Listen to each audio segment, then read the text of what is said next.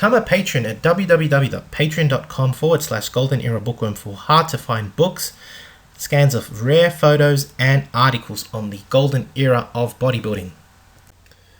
Hi everybody, Golden Era Bookworm here. Today on the 22nd of November 2019 marks the 12th year of the passing of one of bodybuilding's greatest pioneers and icons of all time, the legend Reg Park. To mark the occasion, I bring you a special presentation featuring an interview with Reg Park's son, Jon Jon Park, where he discusses in great detail the story of how Arnold met Reg Park in England after his first Mr. Universe competition showing in 1966, where he suffered a loss against the American Chet Yorton. In this video interview, Jon Jon details the arrival of Arnold to South Africa, his epic training sessions with Reg Park, and the legendary story of Reg Park and the 1,000-pound calf raise. Enjoy. Hi, Jon Jon. Oh, there we go. How are you? Okay. I'm pretty good, thank you. Great. So finally we got the Skype working. Well, thanks to you. And in fact, there's a South African friend of mine living in London who, him and his partner friend, they do calls and podcasts with people in the fitness world all over the world, and I haven't been able to do it with them yet because I've never been set up properly. So now I can do that with him. Yeah, I mean, it's much easier through Skype because, as you can see, it's a video call and there's an option that allows you to record. So I'm actually recording us right now. So it's very easy. Okay. Very good. Very good.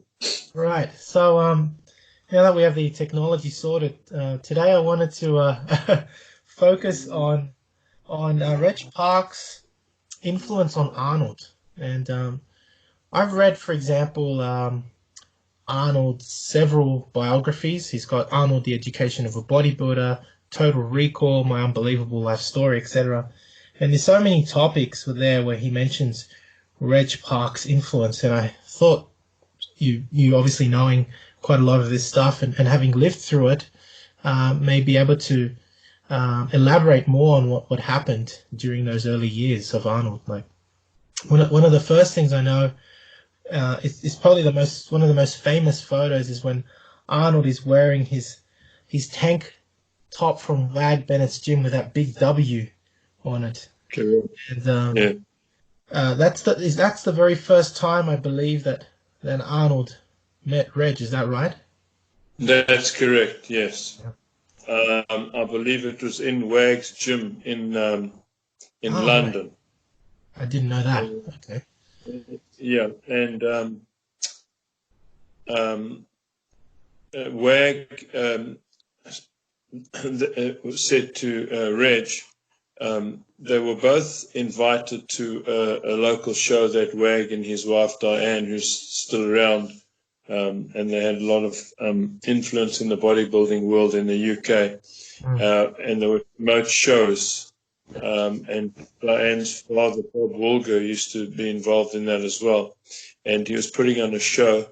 And I believe it was the year after my dad won the Mr. Universe, so it was in '66.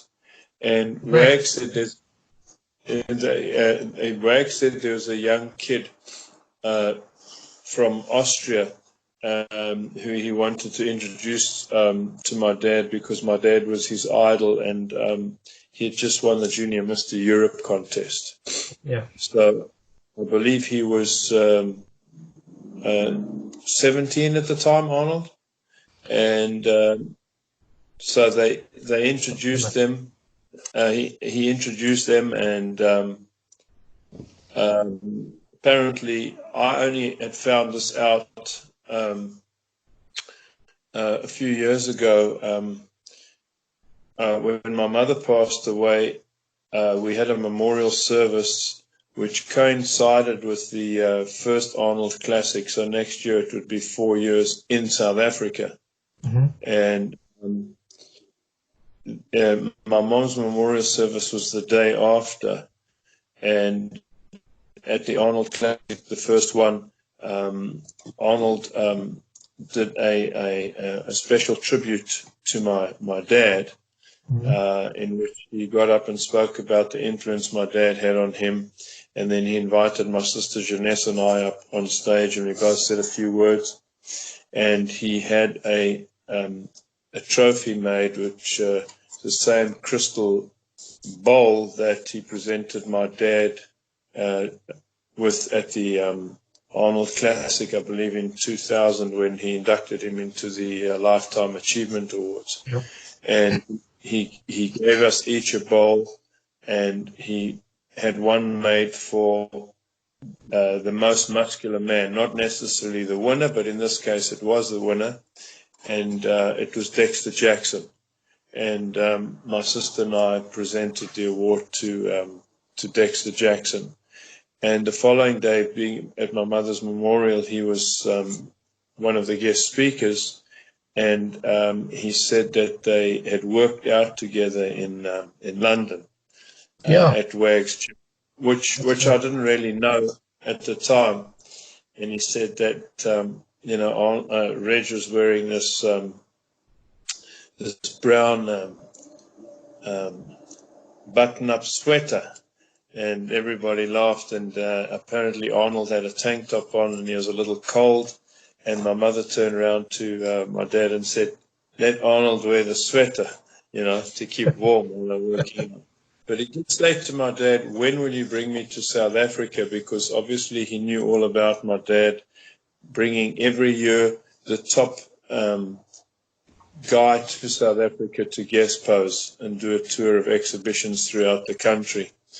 And I digress because if I've mentioned this before, excuse me for being redundant, but my dad would have an annual event which would be like every year in January at the Johannesburg City Hall. But prior to that, he would do a tour throughout the country with the guest star at the time. Prior to this, there was Joe Bender, who was an American, Mr. Universe. Most of the guests were Mr. American. There was Len Sell from the UK, who was a Mr. Universe, who my dad had known for many years. And then later on, there was Bill Pearl, and then there was Larry Scott, and so on and so on. And he would bring these guys. They would do it.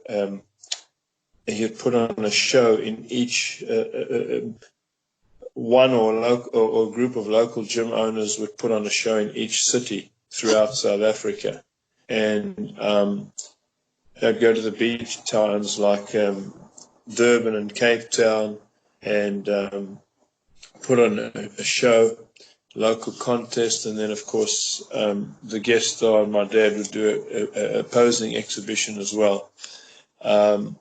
But he also would, the day of the show, he'd go to the local department store, which in their sporting section, they'd sell all the Reg Park barbells and equipment and supplements.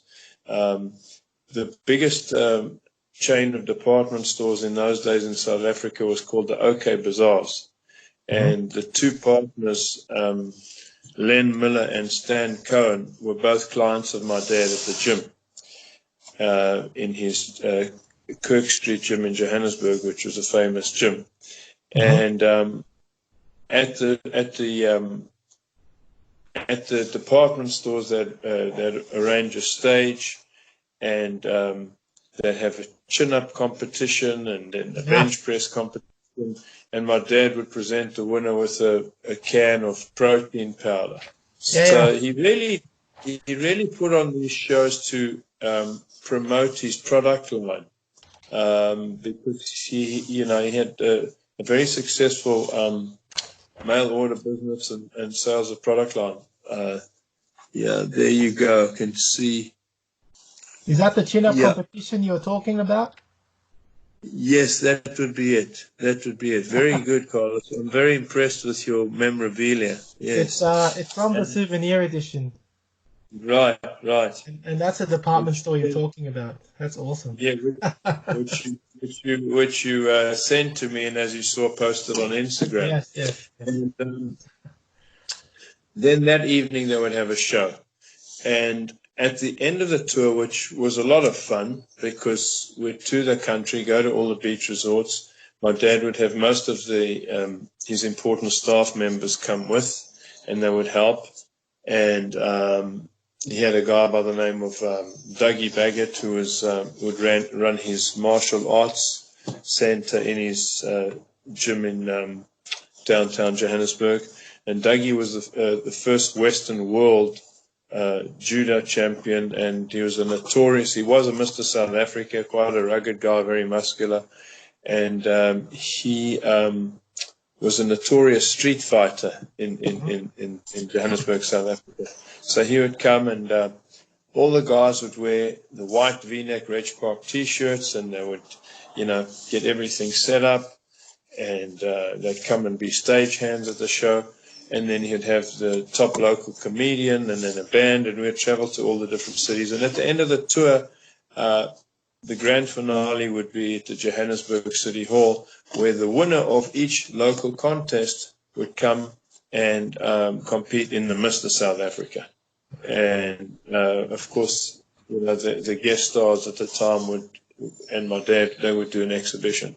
So Arnold, knowing everything about my dad, asked him when he would bring him to South Africa. And my dad said, if you win the Mr. Universe, I'll bring you, which he did the following year. And he came to South Africa in 1967. And I remember we were in Durban at the time, our first stop. December in South Africa. Of course, Durban was a very popular holiday resort. We were already on the beach, and my dad went to pick up Arnold from the airport. My mom and my sister and I were on the beach, which was very crowded.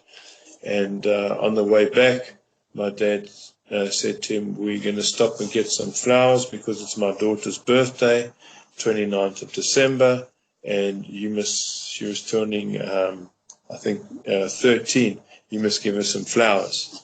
So he came to the beach, and he remember very vividly. I was 10 at the time, and coming from European winter, his skin was lily white, and he had a lot of mass, and obviously the potential very heavy in the pecs and the arms. Calves were a little bit on the light side. And they took pictures. There's a famous shot of him and my dad and my mom standing on the beach together, partially in the water. Yeah. And then one day he started playing on the beach, and it attracted a massive crowd. He certainly wasn't shy. From a young age, he was very, very driven, and he wasn't shy at all. And so my dad arranged a photo shoot. My mom said, you've got to do it in a more private location because it's just too many people around. And, of course, they worked out together, and he's told the story many, many times. He told it at my dad's memorial service. This Friday be exactly 12 years since my dad passed, and he said that I'm used to that. And so where we going? Sorry? It cut out for about 10 seconds there. Could you repeat that? Okay. Yes, he said he wasn't used to Reg waking him up at 4:30 in the morning, and he said, where are we going? He said, no, we're going to work out, because my dad was famous for working out at 5 o'clock in the morning. Right, and that was the reason 42 Kirk Street, right, in Johannesburg, the gym. 42 Kirk Street, yes. Cool. And the reason he did this was because he would start getting around 7 o'clock in the morning, and he wanted to make his first thing in the morning. But of course, by doing this, it became very, very popular because my dad was, you could say he was in his height in terms of his development and strength. And so the gym became a very popular place for the guys. I'm talking top guys, the top guys in South Africa would come and they'd all work out at 5 in the morning. And go through times. There was a time where everybody, because my dad would sell sweatsuits in South Africa called tracksuits. There was a time when they had white tracksuits and all the guys were wearing white tracksuits. It wasn't an organized, it was just the time. But he had a lot of impressive, strong guys there, and it was a great atmosphere because he had the likes of these two successful businessmen, the owners of OK Bazaar's training there, but he also had guys from the other end of town, the rougher end of town, who were blue-collar workers, bus conductors, which they used to have then, street fighters. And they'd all work out together and develop a great camaraderie. And there was a deli around the corner from the gym called Plotkin's, which was owned by this older Polish guy. And they'd all converge onto Plotkin's and have these massive breakfasts together. Sounds very much like the Gold's Gym culture, where they would all train in one place and then eat in one place.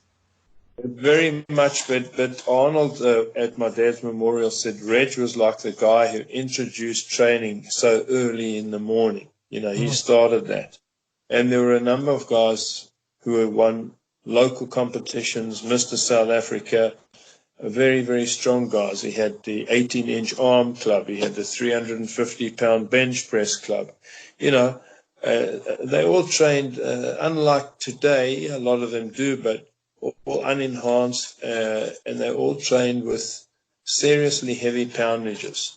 And, none of these frivolous secondary movements. It was mostly compound movements that they trained, weighted dips, weighted chins, impressive poundages. And in those days, they didn't have all the machines like they have today in the gym, squats, deadlifts, rows, that's all the guys were doing. So Arnold spoke humorously at the memorial service, which I've heard numerous times now, that they'd have cornflakes with Reg Park protein powder and a banana, and then they'd go and work out. And he mentions how Reg had said to him, if you develop your calves, you'll be the best bodybuilder in the world. That's right. And they were, because I think he was just genetically enhanced in his pecs and arms, his biceps in particular, more muscle fiber. Yeah, he had. And so they started doing. I was going to say, like, Arnold had genetically the gift of just having that kind of body type where his biceps and chest just grew no matter what. And yeah. He mentions in his book that he had worked up to like 300-pound calf raises. Is that right? And he thought it was impressive. Like, correct. Yeah. Yes. They were doing standing calf raises, and he said he thought he was strong because he was doing 300 pounds, 350. And the next thing, Red just kept adding weight, and he was doing 1,000-pound calf raises, and he'd never seen this before. So I've always wanted to ask about this. He stayed with us. Like the famous 1,000-pound calf raise story. I've always wanted to ask, were these partial repetitions or were they full repetitions with the full range of motion? Like, because I know that in many Reg Park articles that I've read, he talks about doing all kinds of different techniques. So when handling 1,000 pounds, firstly, was that on a machine or was that donkey calf raises? What kind of exercise was it? And two, was it partial range or full range? Well, he would do donkey calves, but it was standing calf machine. So it was standing calf? Yes. And, of course, the machines didn't go up to 1,000 pounds, but he'd put guys on top of the machines. Or he'd put heavy dumbbells on the sides of the cable column. Wow. But obviously, and this is something I learned, people say when you do calf raises, you always should do a full range motion. Mm-hmm. But I think if you're handling poundage, you should not do a full range motion, meaning a full eccentric range, because you're then stretching with tremendous load, which is not good for the Achilles tendon. And I've experienced this myself when I was training very, very heavy, for me, calf raises, mostly seated calf raises. And I was emphasizing a stretch, but I'd remembered how years ago Reg would say, do not load the calf on an eccentric movement. The calf is not made, or the Achilles tendon is not made to handle that load on the eccentric. So it would be mostly the concentric movement. So if you ask me if it was a full, if you're asking me if it was a full range of motion on the lighter poundages or warm-up sets, yes, but on the heavier poundages, no. But say good from parallel upwards. Right. So if I was to try, for example, to increase my poundage, or if you were to recommend to anyone else, you want to try to increase your poundage in the calf raise like Reg recommended, because I remember when I read Total Recall, My Unbelievable Life Story, Arnold goes into great detail in stating that Reg explains how we basically carry our own body weight on our individual calf every single day. And so, the average person like you and I can weigh roughly around 200 pounds. And therefore, each calf can itself handle in a certain range of motion, perhaps not full, but certain 200 pounds, which means that alone 400 pounds is enough just to, I guess, warm up the calf, so to speak. So you're saying that Reg would recommend, therefore, that if you wanted to really go above that, to use a partial range of motion, for example, off the floor, where you don't exaggerate the stretch. Is that correct? Yes, but he on his original standing calf machines, which, all the equipment was designed by him, there was a wooden block, and so they wouldn't do it from the floor, but he would make sure. And one thing I started doing when I started getting Achilles tendon problems was when I was working seated calves, which I conversed with a very good friend of mine who's a top physiologist here and a massage therapist, a guy by the name of Jörgen Persson from Sweden. When I was training all my the athletes and the professional boxers a number of years ago, he was in charge of all the massage and the stretching and therapy work, and he suggested, which I started to do, because it's so many years, and certain things, although I try and absorb and retain as much as I possibly learn from my dad. A lot of it was when I was very, very young and didn't have a grasp or concept of it. But he suggested that I put weight plates underneath my feet, my heels, which helped. And of course, within a short period of time, the pain in the would go. Now, one thing Reg did do, he would also do calf on the leg press machine, the 45-degree leg press machine. But in that, he would go quite a bit lighter, and would ensure that you'd get a fuller range of motion, which you can do in that, because you don't have your body weight as well as the weight you use to overemphasize the stretch. But he was a stickler, which I've stuck to, and I've taught all my clients to hold your contractions at least for a count of 3. And also what Reg would do on a calf raise, he would actually come up on a 3-beat movement. So if it was my feet, it would be 1, 2, 3, and then hold it, instead of just going up, because he felt that by trying to go progressively high on each beat, he would be able to get a little bit higher, So of course that was Arnold's introduction into really, really heavy calf raises, and then as the rest is, when he came to America, or we got back to Europe, he cut all his sweatpants off the knees, at the knees, which he spoke about, that he could visualize his calves all the time when training. Yeah. And he would work them much more frequently as opposed to just working once a week.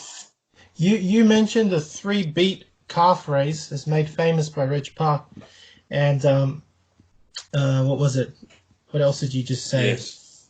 Raising your calves on a couple of plates of a heel as well, like putting your heels on a plate.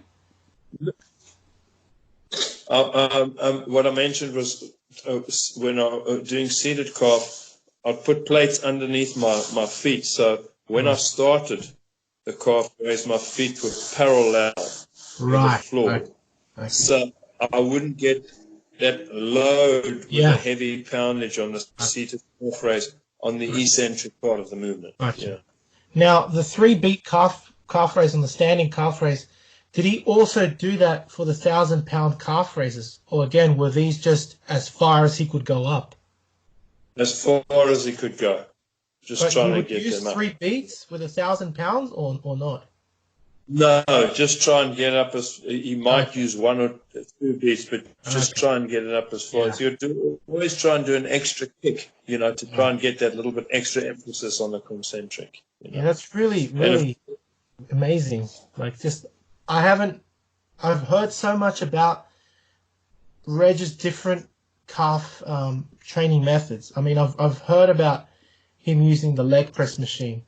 And I've heard about the famous 1,000-pound calf raises, but now that you're explaining it so much better, I can see when and where he used certain applications, and I think that's really important to get out because a lot of people don't really see that. So thank you. And also, one can get injured if you're not thoughtful about it. Certain things, I get asked a lot of.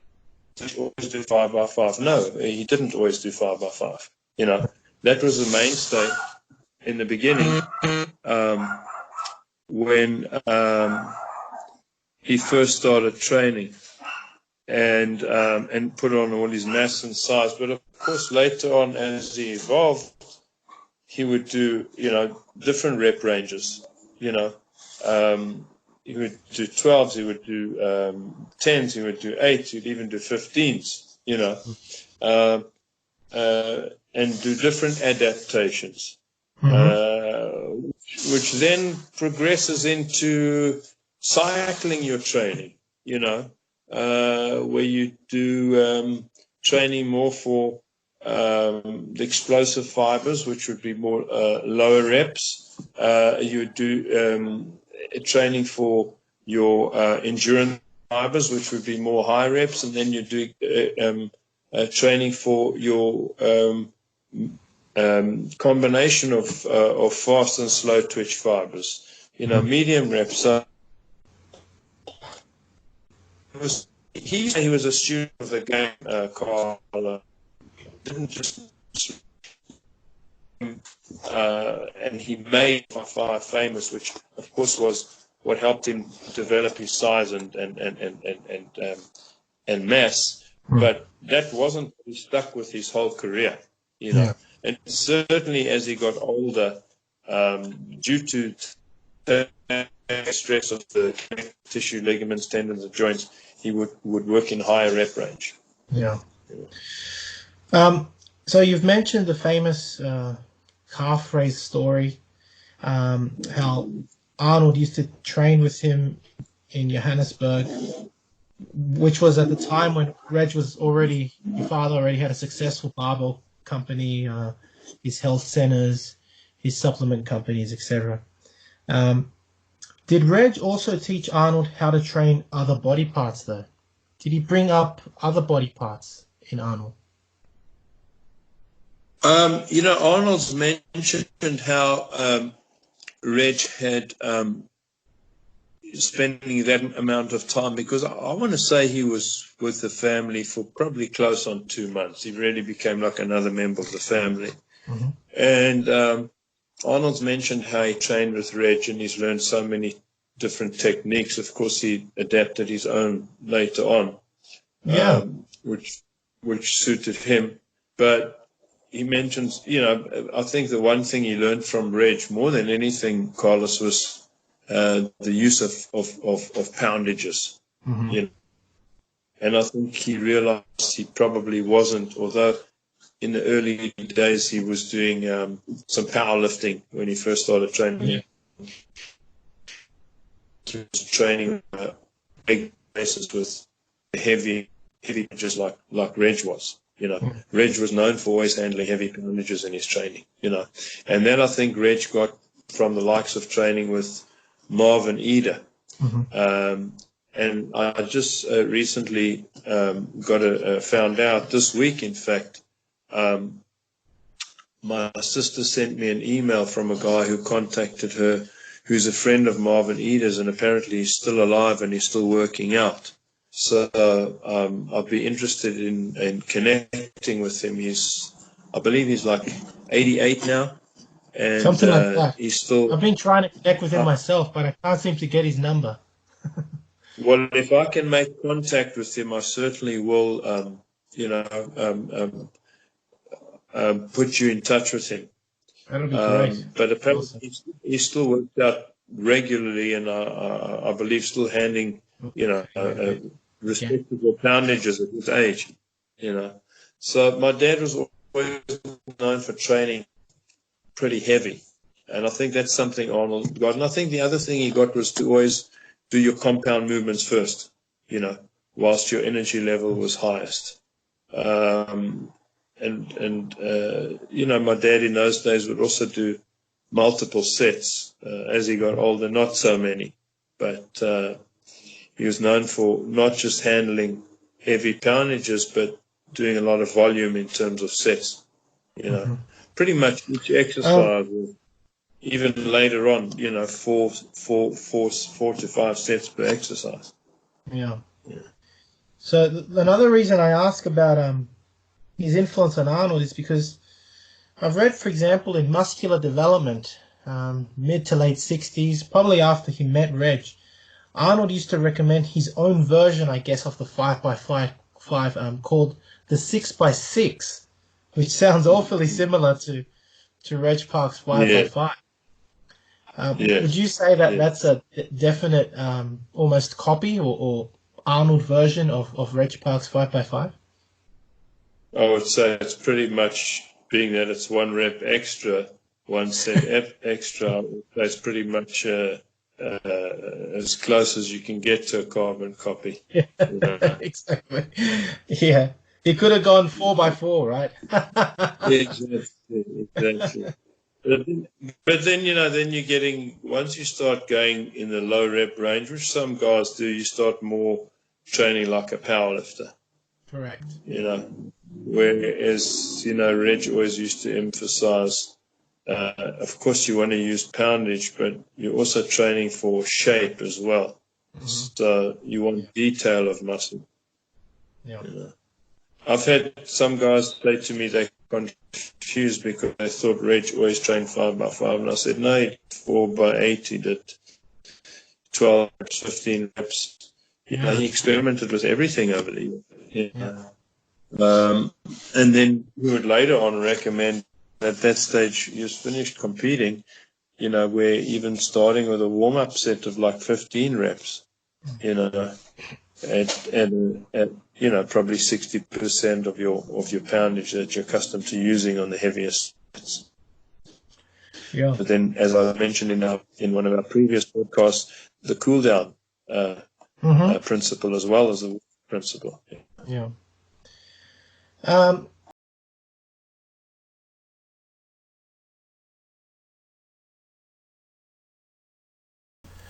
Now, if you're interested in learning more about Reg Park's training methods, of how he became a 3-time Mr. Universe champion, please visit my website www.goldenerabookworm.com for titles such as How I Developed My 19-inch Arms and Reg Park's original 5x5 routines, all available on www.goldenerabookworm.com. So I do hope you've enjoyed watching this video interview with Reg Park's son, Jon Jon Park, of which I have several and will be featuring these in the very near future. If you've enjoyed watching the video, please give the video a thumbs up. Subscribe if you haven't to the Golden Era Bookworm. Leave me your comments and thank you for watching. If you'd like to support my work, please donate via PayPal. You can become a patron on my Patreon account. You can visit my website www.goldenerabookworm for out-of-print courses and books on old school bodybuilding and on Reg Park himself. And finally, if you'd like to get in touch to donate your books or magazines or memorabilia, please contact me via my email goldenerabookworm@gmail.com. Anyway, that's it for me. Hope you've enjoyed the video once again. This is the Golden Era Bookworm. Bye for now. And for an entertaining look at the history of bodybuilding's supplement industry, I would highly recommend watching Subs the Movie, which I have collaborated in, available at Amazon Prime and Vimeo.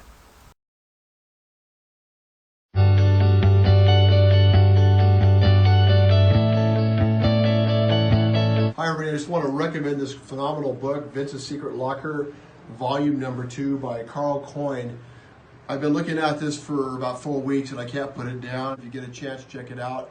He also has a part 1 that I highly recommend also. Vince was the trainer to the stars and had an amazing, interesting gym that today there's still not equipment like it around. It was all made out of wood. He'll be on our radio show coming up probably in the next couple weeks or so. Have a great day, and again, highly recommend this book.